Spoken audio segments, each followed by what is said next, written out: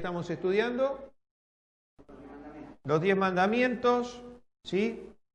Vamos por, ¿qué nos toca hoy? El sexto mandamiento, muy bien.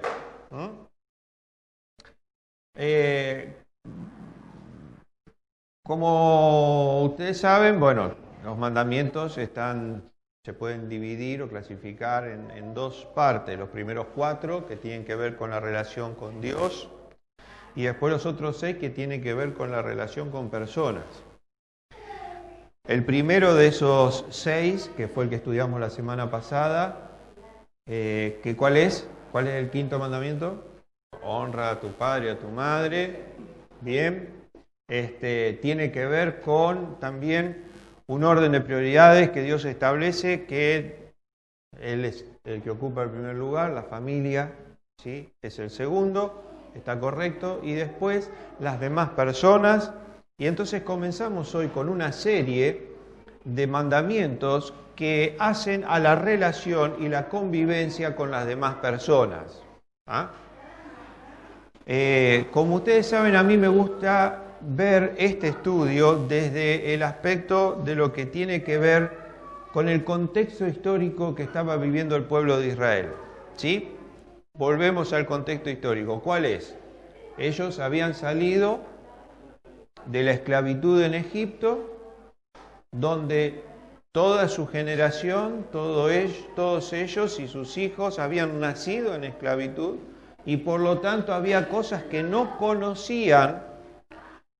Y Dios está estableciendo de esta forma y a través de la ley, ¿no es cierto?, cómo se tienen que regir, ¿dónde?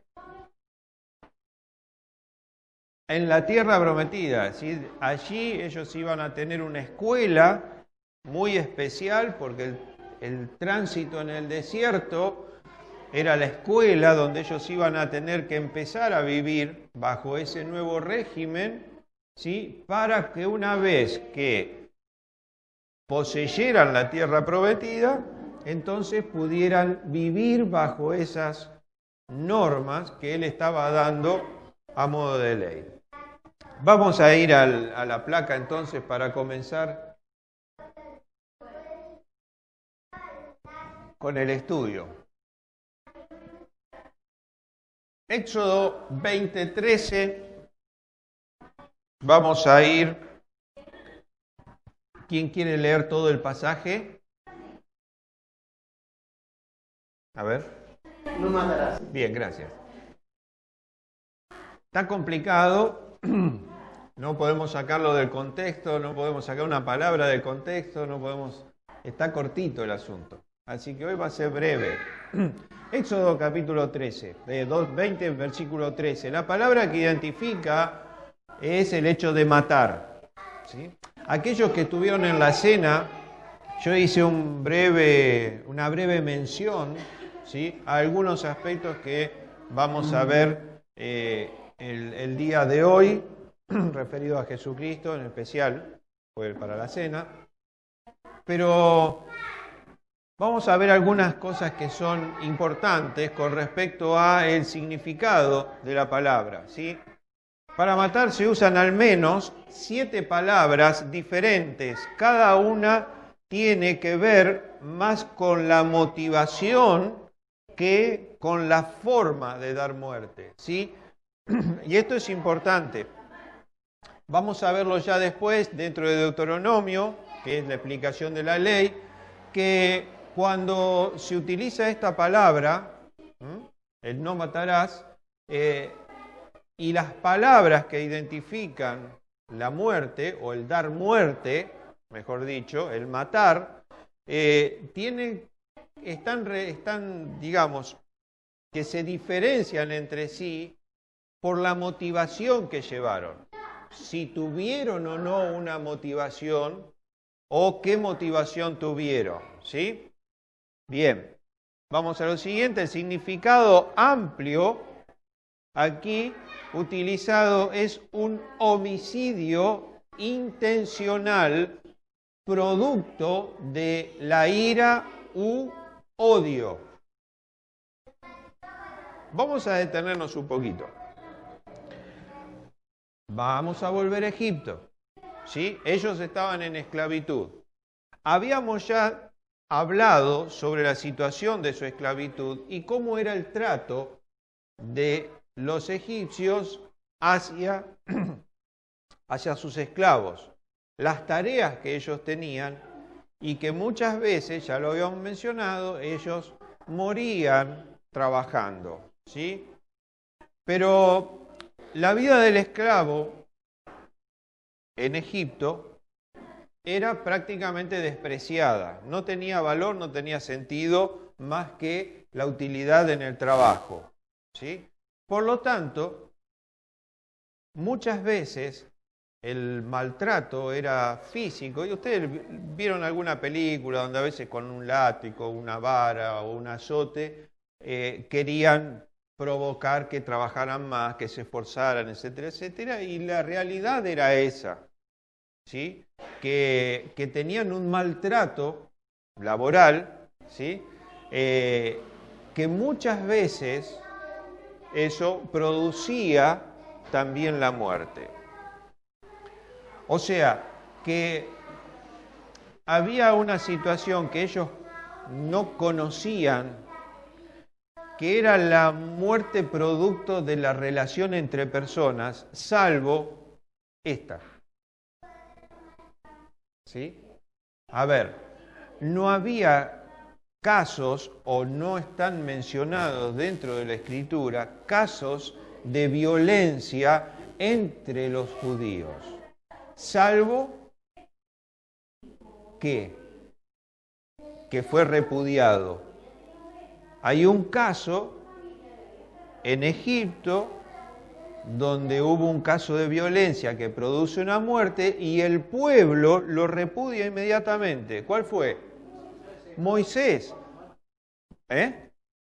Cuando Moisés mata al egipcio, ¿cierto? Y entonces él como judío da muerte a un egipcio y el pueblo ¿qué hace? Lo repudia. O sea, eso marca de que el pueblo tenía otra forma de ver el tema de la vida y de la violencia entre los hombres, ¿sí? Quizás por el mismo estado de esclavitud, ¿sí?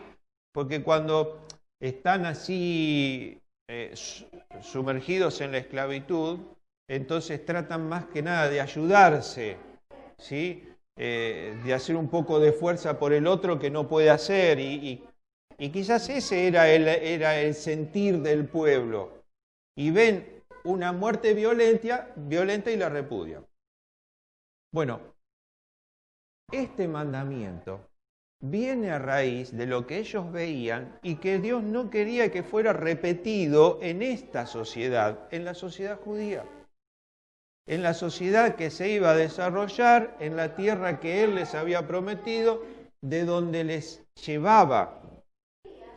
Por eso, el sentido de la palabra del no matarás no está relacionado simplemente al hecho de quitarle la vida a alguien, sino que fuera producto, que fuera intencional y producto de ¿qué? De la ira o del odio hacia la persona. Vamos entonces a ver algo más que tiene que ver entonces con el postulado. En realidad, el postulado no matarás, pero vamos a ver algunas cosas entonces interesantes sobre el tema de matar, ¿sí? Existía, por lo tanto, un homicidio por accidente previsto en la ley. Porque ahí lo que está haciendo referencia en el versículo es al no matarás por ira u odio, ¿sí? Pero que era un homicidio intencional.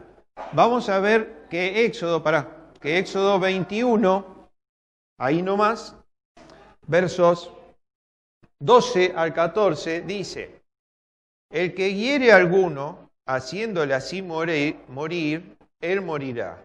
Mas el que no pretendía herirlo, sino que Dios lo puso en sus manos, enseguida vamos a explicar esto, ¿sí? Entonces yo te señalaré el lugar al cual ha de huir, pero si alguno se ensoberbeciere contra su prójimo y lo matare con alevosía, de mi altar lo quitarás para que muera. O sea que allí está diciendo, bueno, si alguien se ensaña contra su hermano y lo hiere y éste muere, ¿sí? Entonces, ¿qué dice? Él morirá. Pero si alguien dice, no pretendía herirlo, fíjense que las palabras que está utilizando, ¿no es cierto?, tiene que ver con aquello que lo produjo, ¿sí?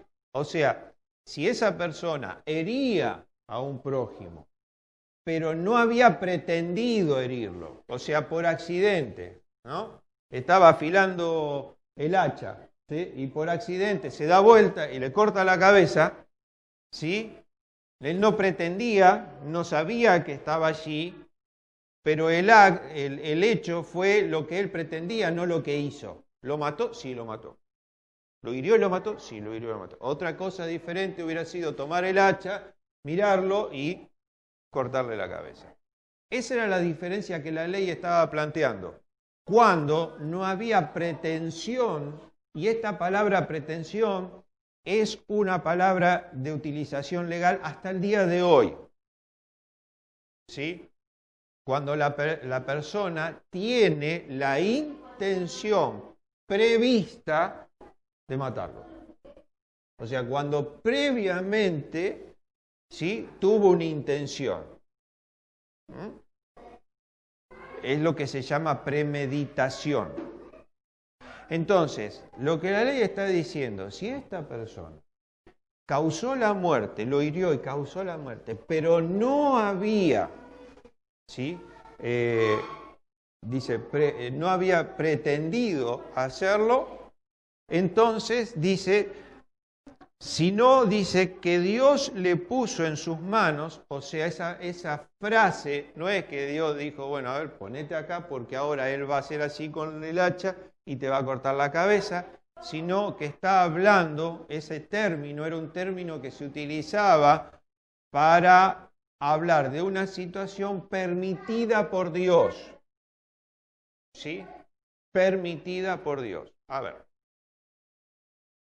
Quizás suena un poco extraño y para nosotros nos suena extraño y creo que no debería serlo, pero para el pueblo de Israel, que era un pueblo, que era el único que creía en un solo Dios y que ese Dios era el Dios absolutamente de todo, ellos entendían, y creo que nosotros deberíamos entender lo mismo, que absolutamente todas las cosas que tienen que ver con nuestra vida son permitidas por Dios. Como Job decía, ¿acaso recibiré de Dios aquello que es bueno y no lo malo a los ojos de los hombres? ¿Sí? Entonces, ese término se utilizaba para decir, bueno, Dios permitió esto. Y entonces le dice, yo te mostraré el lugar donde debes ir o donde tendrás que ir, porque Dios proveyó un lugar específico para ese tipo de personas que cometían un asesinato por accidente, no premeditadamente, porque no pretendían matarlo, sino que por una situación X de la vida los encontró y uno hiere a otro y lo mata. ¿Sí? Enseguida vamos a ir a ese tema, pero quería explicar este término. ¿Sí?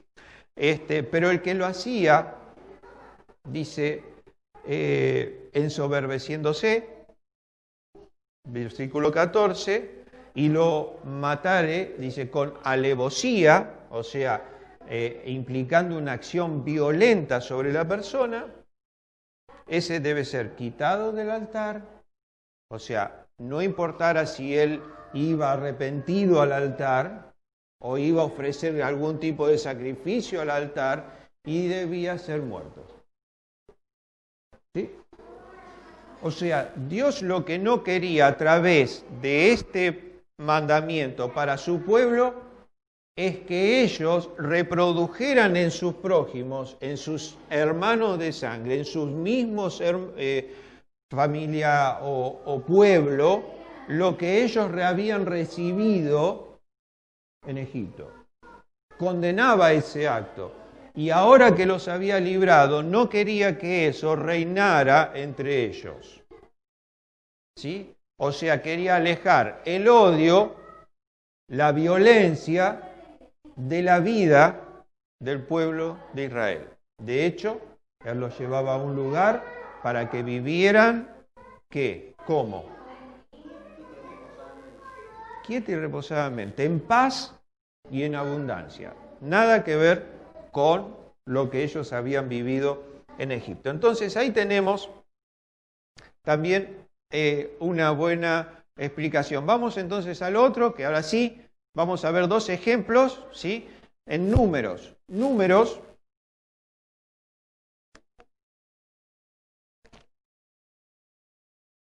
35. Si alguien quiere ayudarme leyendo el primero de los pasajes,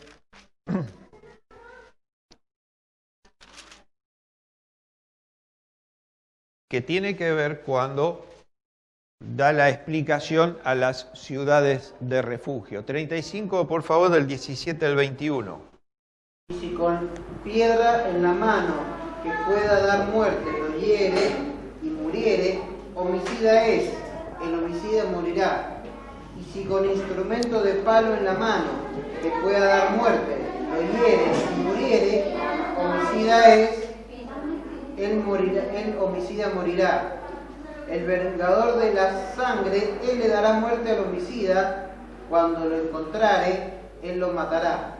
Y si por odio lo empujó o lo echó sobre alguna cosa por acechanzas y muere, o por enemistad lo hirió con su mano y murió, el heridor morirá, es homicida. El vengador de la sangre matará al homicida cuando él lo encontrare.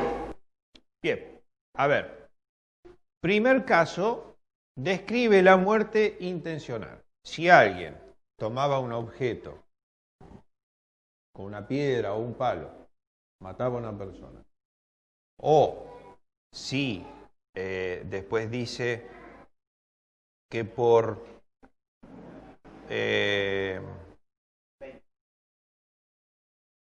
acechanza, algún tipo de acechanza, o sea, bueno, prepara una situación donde esa persona, che, venite esta noche, nos vamos a encontrar en la plaza, vamos a tomar algo, vamos a conversar, y en la plaza no hay nadie, no hay nada para tomar, pero lo llevó a un lugar donde nadie lo viera y lo mata, ¿sí? O a la plaza un poco pública, a la vuelta, ¿cierto? Si preparó todo, si lo hizo con violencia, que era el primer caso que habíamos visto, y es el que está condenado en la ley, ¿no es cierto? Dice, el vengador, o sea, aquel que supo que fue Pedrito el que me mató a Juancito, ¿sí? Ese vengador puede matarlo. Donde cuando fuere y lo encontrare, le podía dar muerte. ¿Está?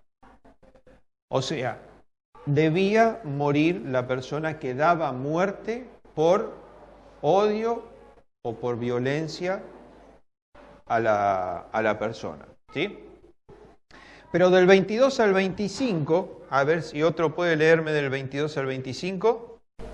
Más si casualmente lo empujó sin enemistad, o echó sobre él cualquier instrumento sin acechanzas, o bien sin verlo hizo caer sobre él alguna piedra que pudo matarlo y muriere, y él no era su enemigo ni procuraba su mal. Entonces la congregación juzgará entre el que causó la muerte y el vengador de la sangre conforme a estas leyes, y la congregación librará al homicida de manos del vengador de la sangre, y la congregación lo hará volver a su ciudad de refugio, en la cual se había refugiado, y morará en ella hasta que muera el sumo sacerdote, el cual fue ungido con el aceite santo. Bien, Bien. Dice, pero sí, o sea, a diferencia de lo anterior, por alguna situación que por lo que describe ahí tendría que ver con una situación laboral, que se le cae algo, o que moviendo algo se le cae una piedra, se cae la piedra, que esa persona no tenía intención, no buscaba el mal, sino que producto de un accidente, la persona igualmente muere, ¿sí? ¿Qué pasaba? ¿Qué decía la ley? ¿Tiene que morir? ¿Pero mató? Sí. ¿Era homicida? Sí. Pero no debía morir. ¿Qué debía hacer? Tenía que ser juzgado, tenía que comprobarse de que había sido un accidente y entonces debería permanecer en ese lugar que Dios dice, yo te diré dónde, yo te daré dónde, ¿no es cierto? Que se llamó ciudades de refugio que estaban distribuidas en la tierra. Después, cuando llegan a la tierra prometida, Dios distribuye tierras, ciudades que van a ser ciudades de refugio. A ver, ¿qué sería una ciudad de refugio?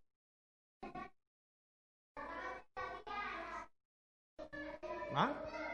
Como una cárcel abierta donde la persona iba a vivir normalmente, ¿sí? Durante un tiempo. Iba a tener que trabajar, iba a tener que hacerse la comida, iba a tener que... todo normal, porque era una ciudad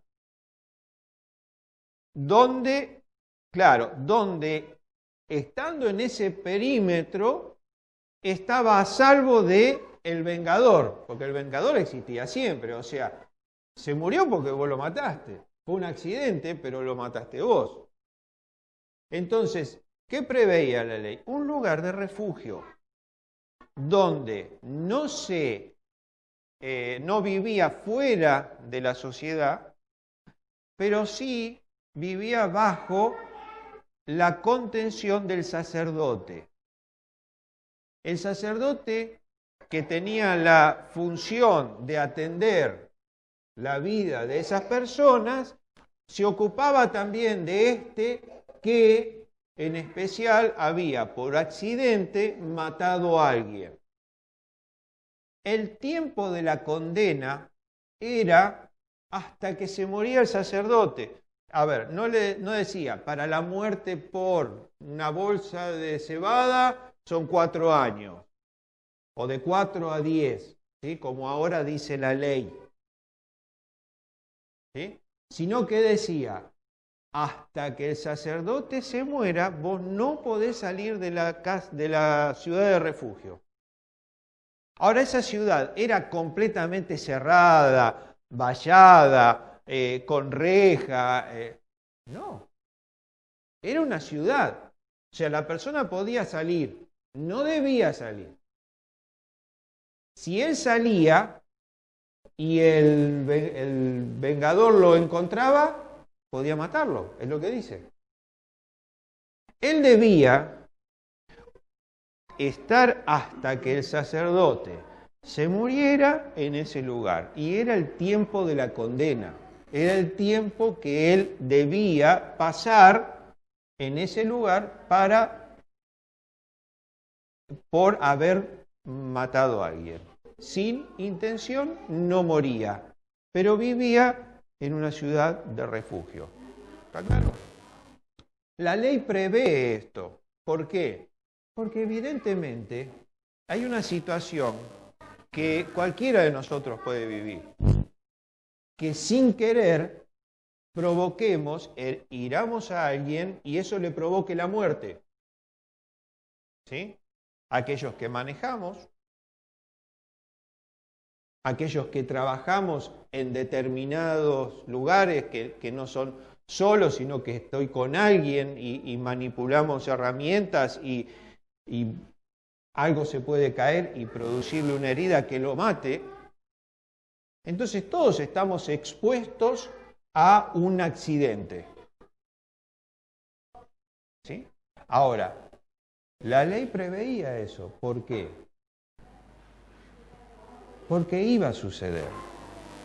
Entonces Dios establece de que iba a haber homicidas intencionales y homicidas que iban a ser accidentales. Entonces deja registrado cómo debían conducirse con cada uno y también dónde debían estar esas personas hasta que se cumplía su condena o la muerte del sacerdote. Bien, vamos a algo más, porque Deuteronomio, que es la explicación de la ley, nos va a describir cuál era la función de las ciudades de refugio. A grandes rasgos ya lo dije, vamos a ir a Deuteronomio rapidito. Quiero leer simplemente algo así. Fíjense, porque hecha la ley, hecha la trampa. ¿No? ¿Se acuerdan? ¿Conocen ese dicho? ¿Sí? Entonces, ¿qué pasó?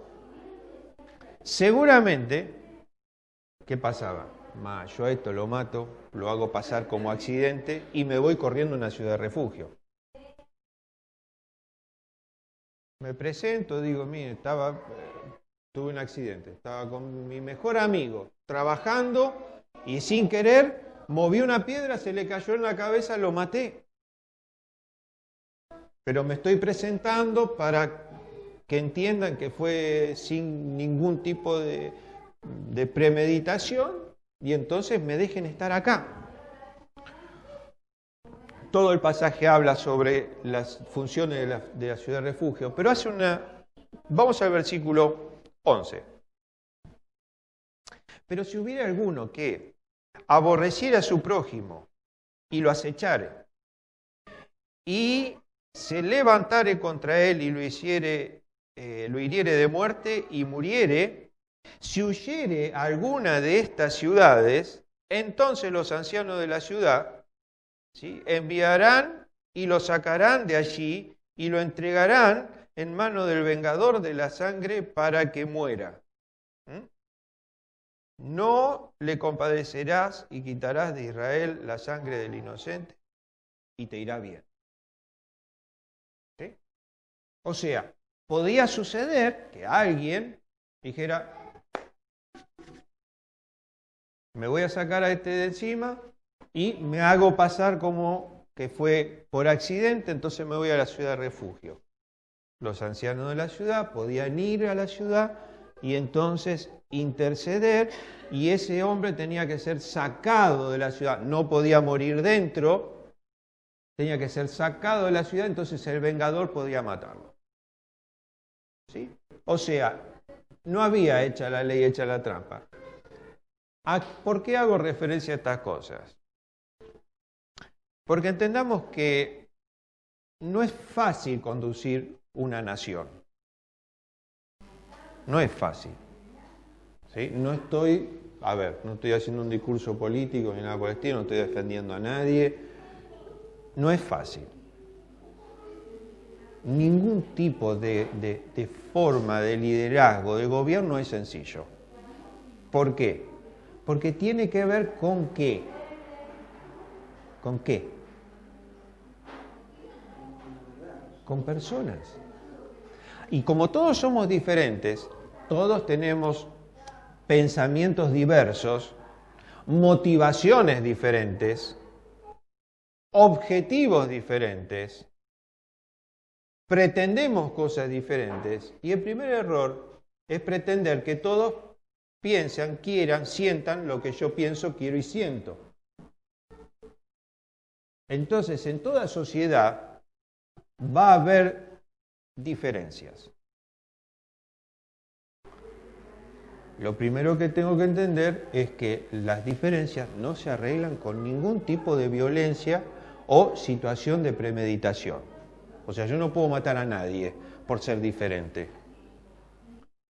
El espíritu de la ley lo que estaba anticipando era esto, que ellos iban a entrar en una sociedad donde iban a empezar a decidir cómo vivir, no ya como esclavos, sino como libres. Iban a entender que se iban a encontrar con una situación similar a la que vivieron en Egipto, donde un hermano mató a otro y aquel momento lo repudiaron, pero acá iba a haber emociones encontradas, y algunos iban a estar en contra, otros iban a estar a favor. Entonces no podía dejar librado nada al azar. La ley, como tal, era perfecta, porque establecía todas las situaciones que podían suceder, porque es Dios el que conoce las intenciones y las motivaciones del corazón de las personas. Entonces no dejó librado al azar ninguna situación como esta que podría llevarles a decir, bueno, ¿y ahora qué hacemos? Porque sabemos que es culpable, pero vino a la ciudad de refugio. ¿Sí? Entonces, estableció esto por una razón de orden, pero también conociendo que todos vivimos en una sociedad y que somos diferentes. Hoy no rige esa ley. Hoy rige otras leyes. Y yo puedo asegurarle que las leyes que rigen no son similares a esta, pero también están puestas por lo mismo, como prevención de las acciones malvadas de los hombres. ¿Está? Pero hoy se tergiversó tanto la ley y la justicia, ¿no es cierto?, que hay personas que matan intencionalmente y terminan saliendo en libertad. Ahora, en Israel no podía pasar esto porque era el pueblo de Dios y tenía que dar el ejemplo. Entonces, Dios establece y no deja nada al azar. Vamos a ver otra plaquita. Entonces, que tiene que ver con esto. Existía una diferencia entre la muerte dada a un animal para alimentarse y un hombre. ¿Sí? Vamos a Génesis.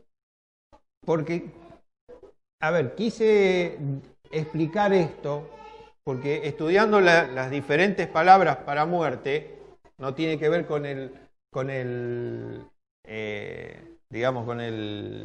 objetivo del mandamiento, pero sí es interesante para entenderlo. Y vamos a hacer también mención a algo.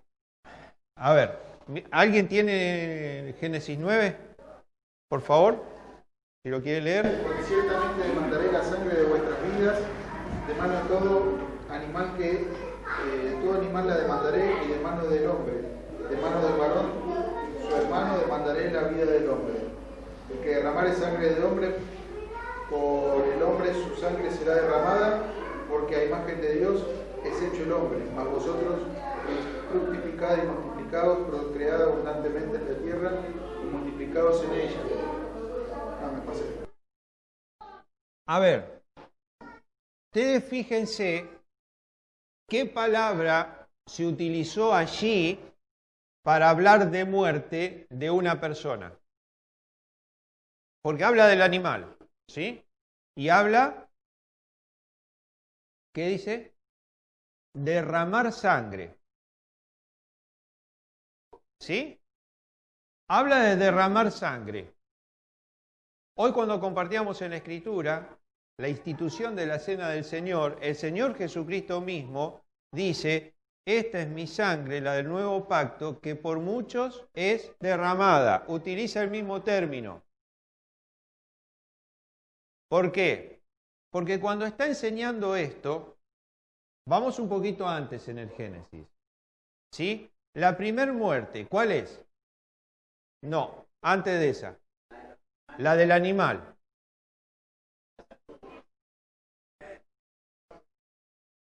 Exacto. Que es símbolo, ¿sí? Va a ser un prototipo, es un símbolo del sacrificio de Cristo, de la provisión de Dios para cubrir el pecado. ¿Está? Y dice que ese animal fue muerto no para alimentarlo, sino que se derramó la sangre para cubrir. O sea, ¿está? La segunda muerte es la que menciona Eduardo.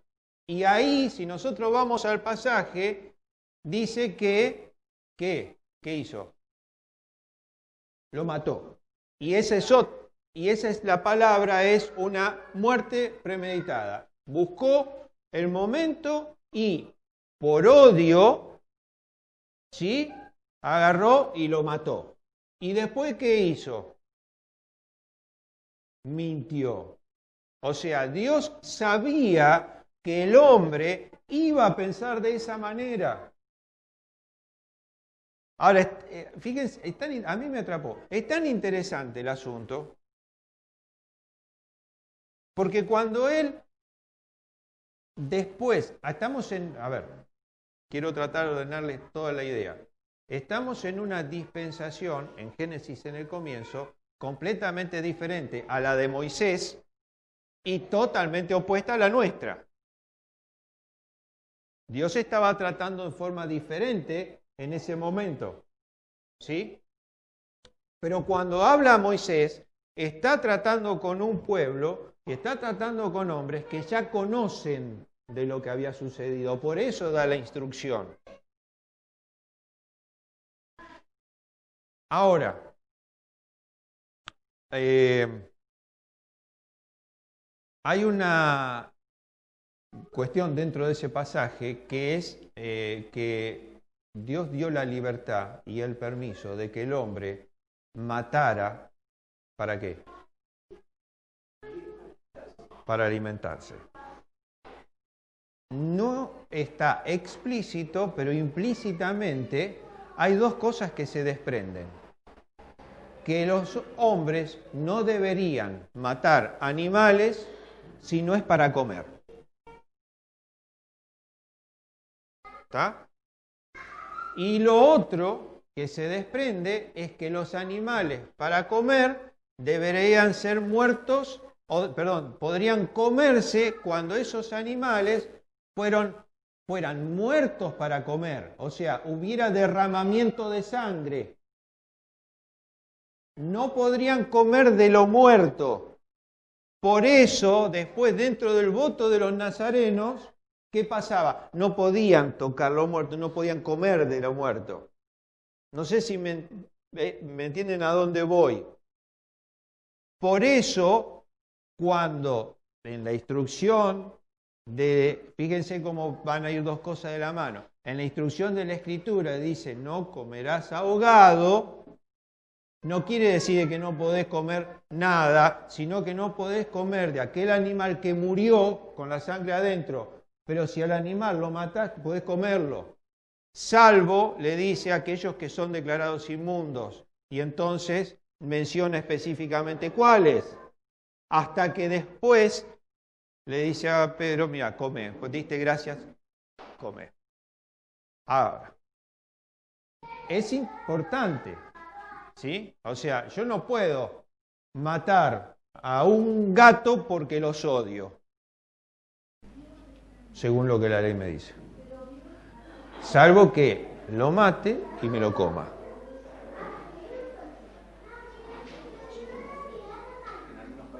Sí, en algún lado se hace. Esa sería la explicación. ¿Sí? ¿Por qué? A ver, la creación fue, digamos, no numerosa, sino en cantidades, sino en especies. Y entonces si al hombre, porque no le gustaba la langosta, mataba las 2 langostas que Dios había creado, se quedaban sin langosta ahí nomás. ¿Está?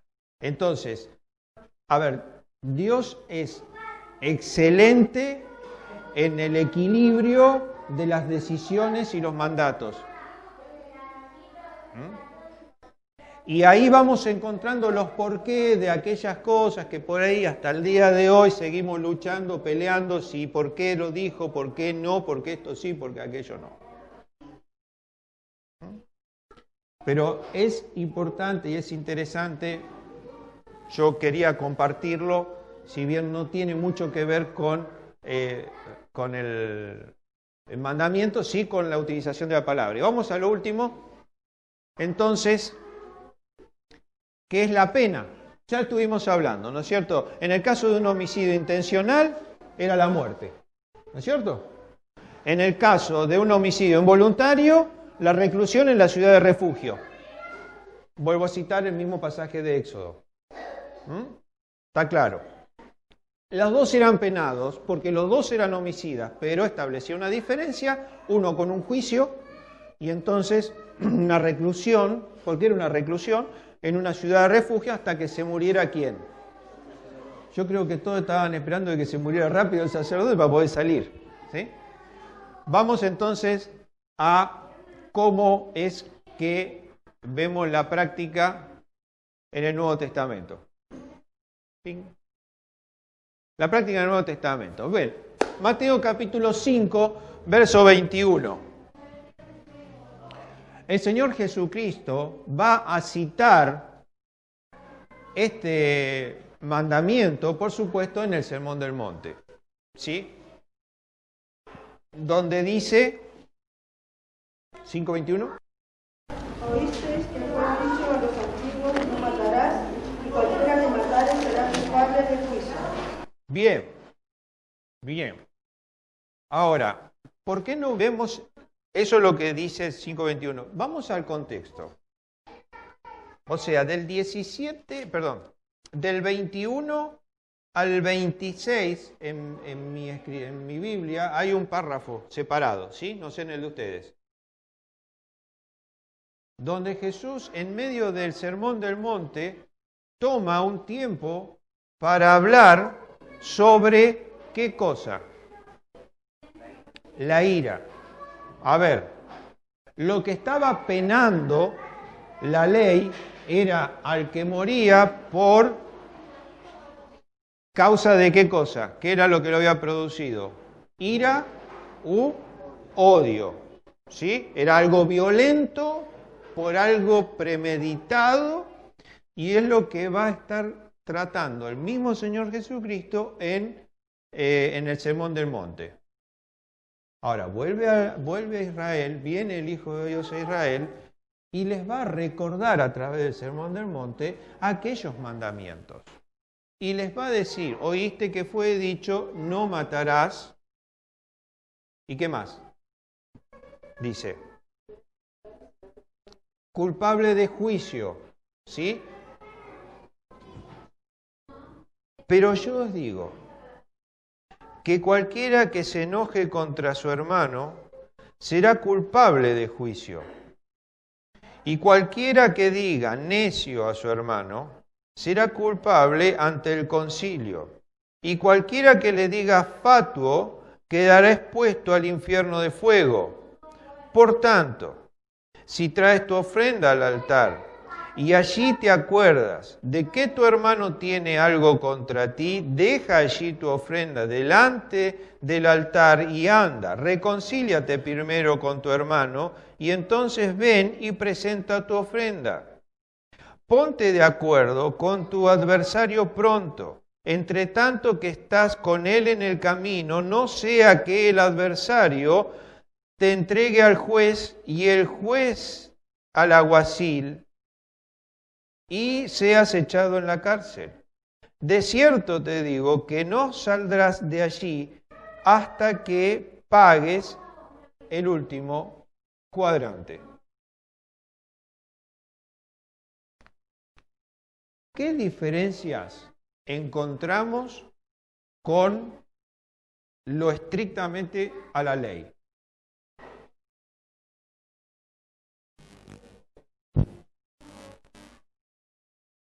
A ver, digan, empiecen a decir. Hay varias diferencias.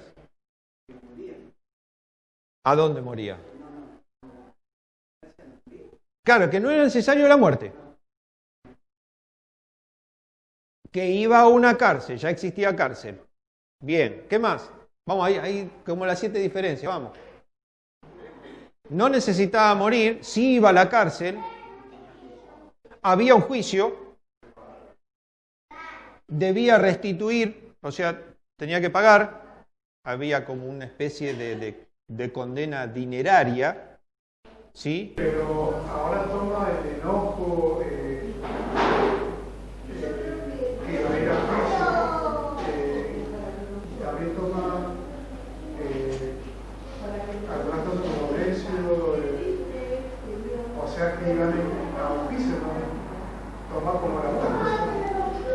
él dice, ¿ustedes escucharon que fue dicho, no matarás? Sí. Bueno, ahora yo digo que cualquiera que se aire contra su hermano o que odie a su hermano, va a juicio. No necesitas matarlo. ¿Pero por qué dice esto? Porque se repite el espíritu de la ley. O sea, lo que ellos no habían entendido es que había un espíritu en la ley, que había un propósito en establecer la ley, y que era que Dios quería a través de eso que ellos vivieran en paz, en armonía, que disfrutaran de la tierra prometida sin necesidad de odiarse, de airarse y de matarse, en una nueva forma de comunidad diferente a la de Egipto. De la misma manera, entramos en la dispensación previa a la gracia, no murió Cristo, pero viene a establecer otras cosas y le dice, ustedes no entendieron. Ustedes lo único que hacían era, mataban, lo mataban, no mataban, lo metían en la cosa de refugio y ahí se terminaba todo el asunto. Iban a la práctica de la ley, que es lo que está condenando, la práctica de la ley sin entender el espíritu. Lo que Dios quería no era que fueran a parar a la ciudad de refugio, sino que no hubiera odio y enojo y premeditación en el corazón de los judíos. Y es lo mismo que pretende para nosotros hoy cristianos. Entonces nosotros no necesitamos ir a juicio, no necesitamos que nos llamen los ancianos, no necesitamos eso si entendemos el espíritu de la Escritura, o sea, lo que Dios realmente quiere a través de lo escrito. No quiere hombres autómatas que se muerdan los labios para no matarlo, que controlen su ira, su enojo para no quiere eso. Quiere que no haya ira, que no haya enojo, que no haya odio en nosotros. Entonces, Él toma el mandamiento y yo siempre uso la palabra, eleva el concepto. Va a suceder va a suceder en el próximo, que vamos a tener la semana que viene, y el concepto es el mismo, pero eleva el concepto. Si no se trata solamente de quitarle la vida a alguien, se trata de arruinar tu vida. Y la vida no la solucionás yendo a reclusión, pagando una fianza. La vida se soluciona cuando uno no tiene ira y cuando uno no odia. Ese es el mensaje. Vamos, por favor. Se encuentra dentro de lo que está resumido en amarás a tu prójimo como a ti mismo. Siguiendo, nosotros vamos a encontrar, dice, todos estos mandatos se resumen en uno que dice, amarás a tu prójimo como a ti mismo.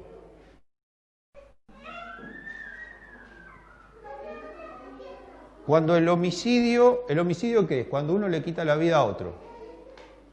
¿Sí? Cuando uno se quita la vida, ¿qué es? Suicidio. Cuando el homicidio se convierte en suicidio, es cuando uno termina no amándose.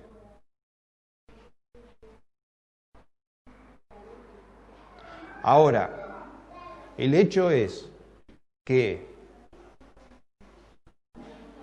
la persona, ojo, permítanme esto.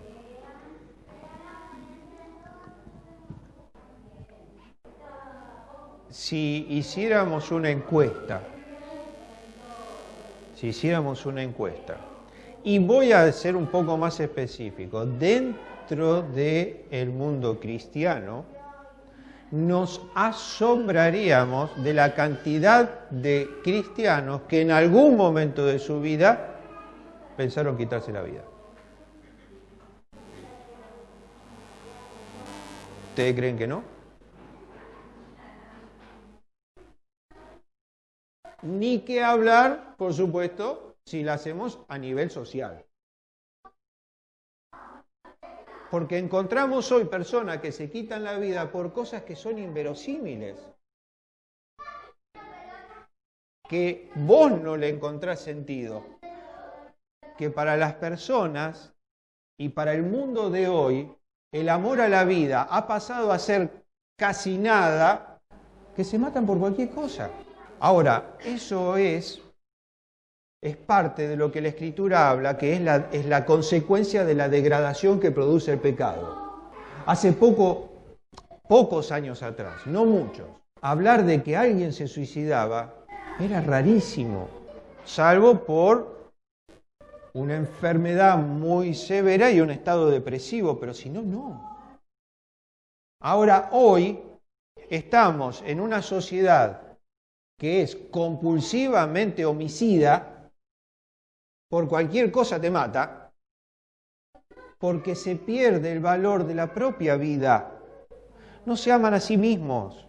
Entonces no les interesa matar si lo van a matar. O enfrentarse a las balaceras por una camiseta de fútbol, según dicen, ¿no es cierto? Porque yo le tiro. Si lo mato, y si me mata, me mata.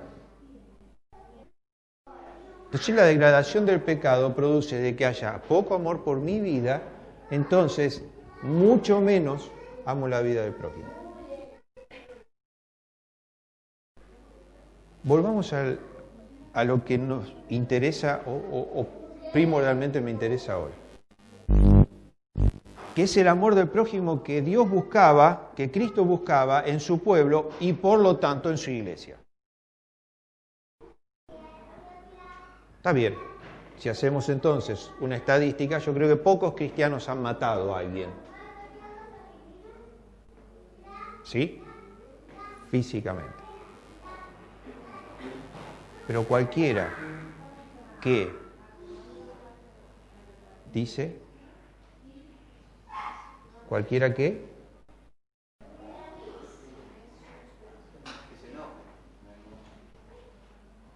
que se enoje contra su hermano, cualquiera que diga necio,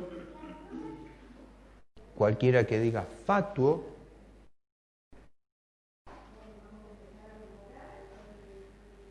y eso sí me llega. ¿Está?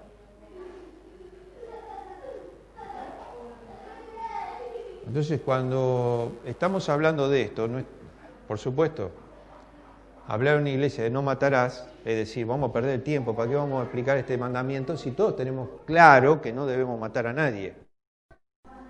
Ahora, yo creo que no es perder el tiempo, sino entender realmente el concepto cuando el Señor Jesucristo toma un mandamiento y le dice, ustedes escucharon, pues yo te digo esto, que esto en el corazón del cristiano es igual a quitarle la vida a alguien. Entonces eso sí me llega y es propio para mí hoy. Vamos al otro cuadrito.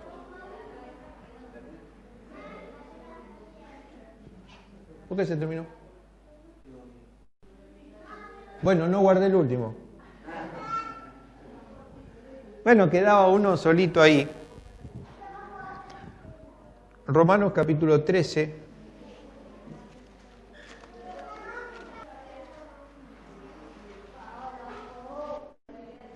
Que era lo que estaba diciendo ahora y después enseguida vamos a Santiago.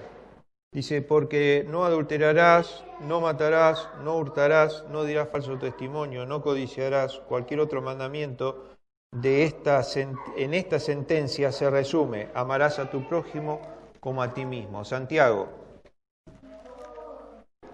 verso 11. Santiago 2, vamos a leer desde el versículo 8. 2:8.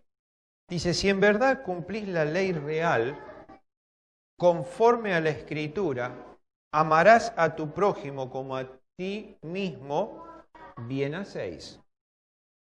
Pero si hacéis acepción de personas, cometéis pecado y quedarás convicto por la ley como transgresor. Porque cualquiera que guardare toda la ley, pero ofendiere en un punto, se hace culpable de todos.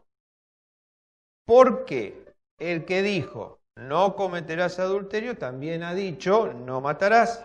Ahora bien, si no cometes adulterio, pero matas, ya te has hecho transgresor de la ley. Así hablad y así haced, como los que habéis de ser juzgados por la ley de la libertad. Y Santiago va a entender, a explicar completamente el concepto que venimos desarrollando ahora. Y entonces dice, si en verdad cumplís la ley real, la real, dice, conforme a la Escritura, que es, amarás a tu prójimo como a ti mismo, donde están incluidos todos estos mandamientos, que leímos recién en Romanos, ¿sí? Porque dice, todos estos mandamientos se resumen en este. Y acá toma eso Santiago para decir esto. Dice, si hacéis acepción de personas, dice, cometéis pecado y quedéis convictos de la ley como transgresor. ¿Por qué habla sobre la acepción de personas en relación al amar al prójimo como a sí mismo? Porque esto se resume, todo esto se resume en amar a los demás como a mí mismo. Y el concepto de la gracia, en la gracia absoluta, transgredir cualquiera de estos, no es solo el hecho de no amar a mi prójimo como a mí mismo, sino hacer diferencia entre prójimo y prójimo. Voy a elevar un peldaño más y perdónenme en esta mañana. Yo estoy dispuesto a consentir y perdonarle cosas a personas que no estoy dispuesto a consentir y a perdonarle a otros.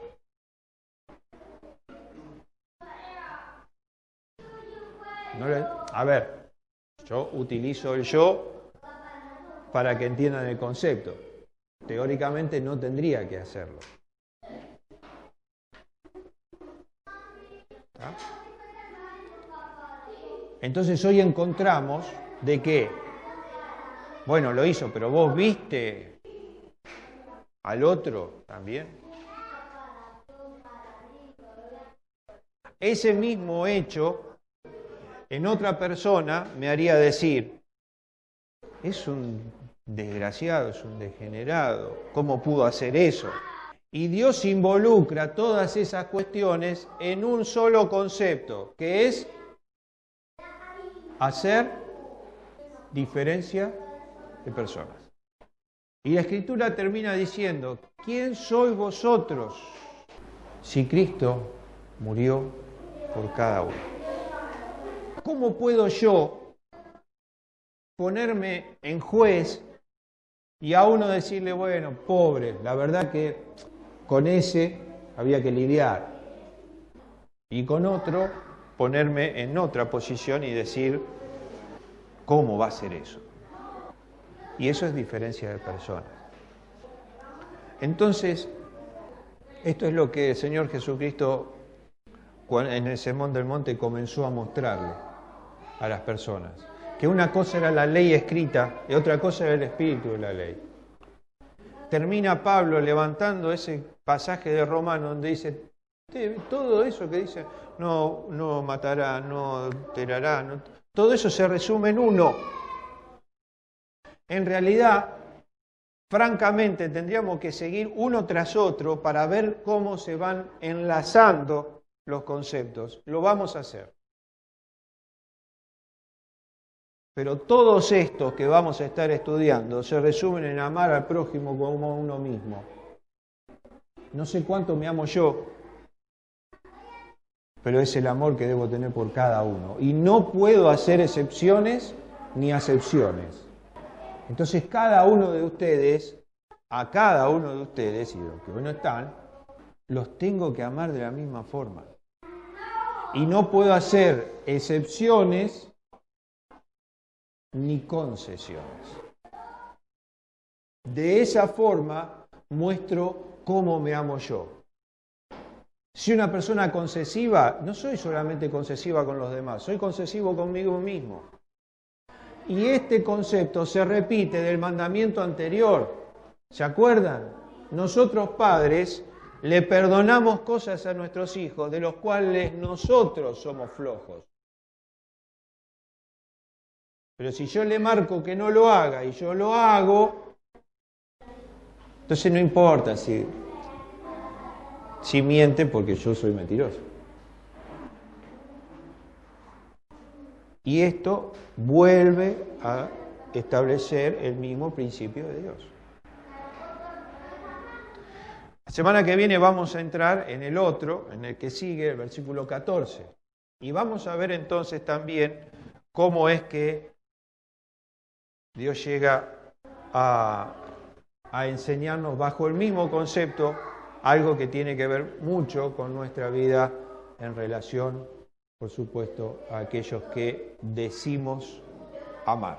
Vamos a orar y terminamos. Señor, gracias te damos en esta mañana y nuevamente por tu palabra, por lo que ella encierra, por tu verdad, por tanta enseñanza, rogándote Dios para que nos enseñes, pero no solo por lo intelectual que podamos llegar a ser en ella, sino para que nuestras vidas cambien a vivir, Señor, por esa ley real, la que opera en la libertad que tenemos en Jesucristo.